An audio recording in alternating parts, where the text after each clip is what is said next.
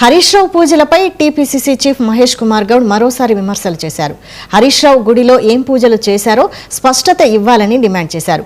ఇలాంటి పూజలు రాష్ట్ర ప్రజలకు శ్రేయస్కరం కాదన్న ఆయన లీగల్ నోటీసులపై సరైన సమయంలో సమాధానం చెప్తామని వ్యాఖ్యానించారు.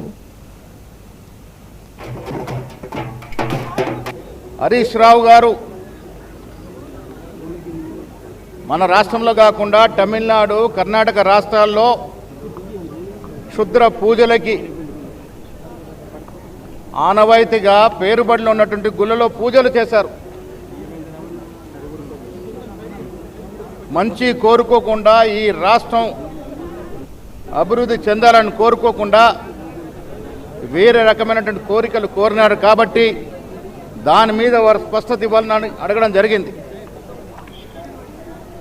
వారు ఫలానా తేదీల్లో ఫలానా గుళ్ళలోకి పోయారు, అక్కడ ఏం పూజలు చేశారు, ఏం కోరుకున్నారో హరీష్ రావుకు స్పష్టత ఇవ్వాలి. ఆయన ఎప్పుడు తిరుపతి వెళ్ళినా, శ్రీశైలం వెళ్ళినా పత్రికతో మాట్లాడతారు. మరి గోప్యంగా ఈ గుళ్ళకి ఎందుకు వెళ్ళినట్టు?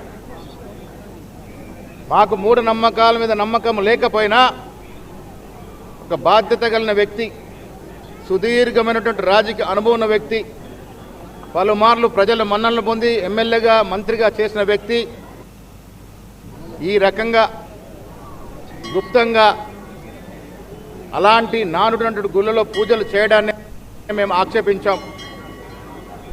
నాకు లీగల్ నోటీస్ ఇచ్చినారు. సరైన సమయంలో జవాబు చెప్తాను. ఎవరి మీద ఎవరికి, ముఖ్యంగా మాకు వ్యక్తిగత కక్షలు లేవు. రాష్ట్ర ప్రజల అవసరాల దృష్ట్యా, రాష్ట్రం యొక్క అభివృద్ధి దృష్ట్యానే మేము మాట్లాడుతూ ఉన్నాం. అది స్వపక్షమైనా ప్రతిపక్షమైనా అందరినీ గౌరవించే మాట్లాడతాం.